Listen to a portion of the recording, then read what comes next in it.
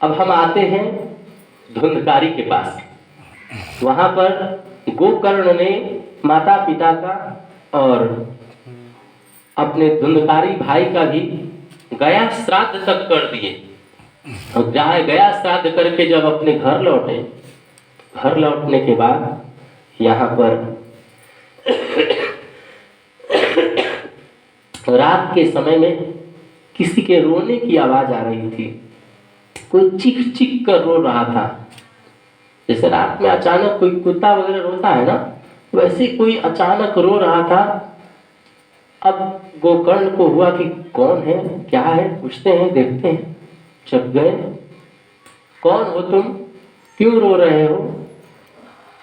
तो आदमी अपने परेशानी और दुख में इतना बेचैन होता है ना कि वो किसी भी कदम को उठाने के लिए तैयार हो जाता है, कष्ट में, पीड़ा में।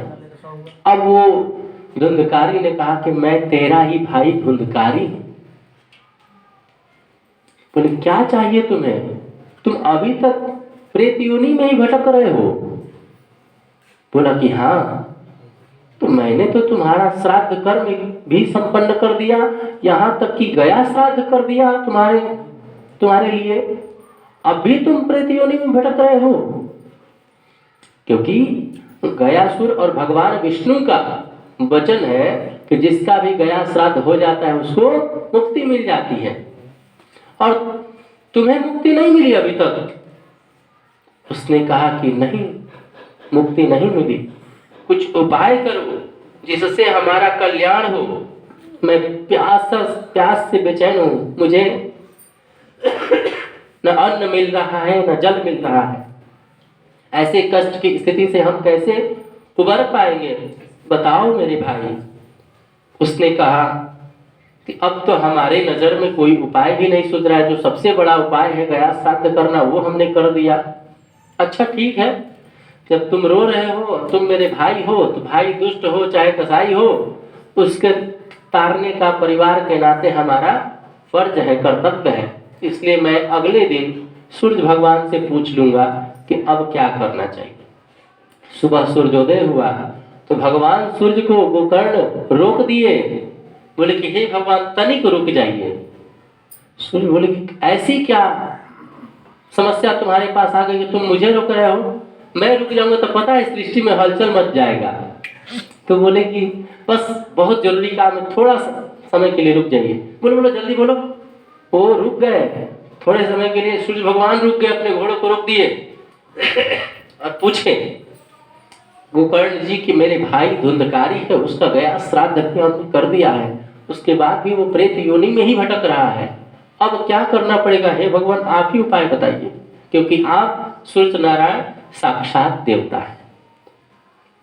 भगवान ने, सूर्य नारायण ने कहा कि उसकी मुक्ति के लिए, जिसकी गया श्राद्ध में भी मुक्ति नहीं होती है, उसको श्रीमद् भागवत की कथा सुनाओ, उसको मुक्ति अवश्य मिलेगी। एक बार प्रेम से बोलिए श्रीमद् भागवत महापुराण की जय।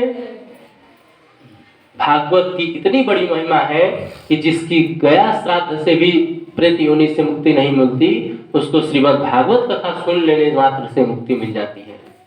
ये हमारे कई जन्मों का पुण्य कर्म उदय हुआ है कि ये करने का मौका मिल रहा है। तब भगवान वो गोकर्ण जी कथा का आयोजन अपने घर में ही किए। उसमें तंबू वगैरह भी लगाए गए थे, बांस भी कहीं खड़ा किया गया था। उस बांस में 7 गांठ थे, 7 पोर जो होता है ना, वो पोर। तब वो कथा का आयोजन में गांव घर के सब लोग पहुंचे, सब लोग सुन रहे थे कथा।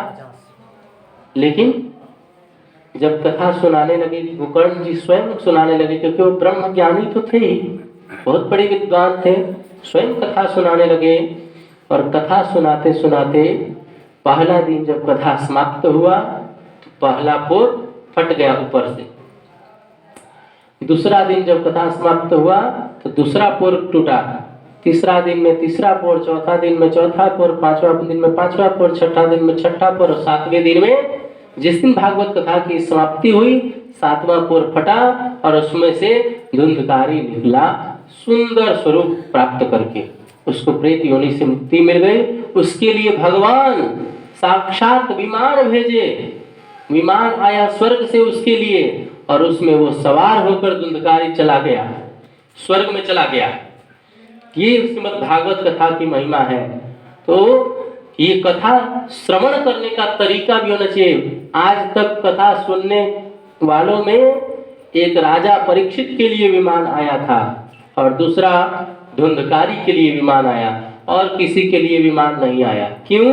क्योंकि लोग कथा सुनते नहीं हैं, लोग सिर्फ बैठ जाते हैं, मन उनका कहीं और विचरण करता है, तन से सिर्फ बैठे तो तन कथा क्या सुनेगा, मन से ही सुनना चाहिए।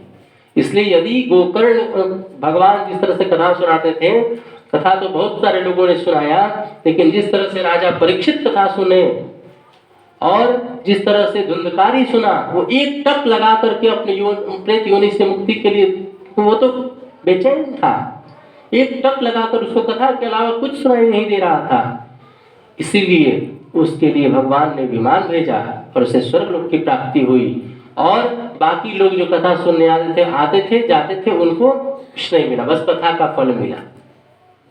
ये भागवत कथा की महिमा है। एक बार प्रेम से बोलिए गोकर्ण जी महाराज की जय।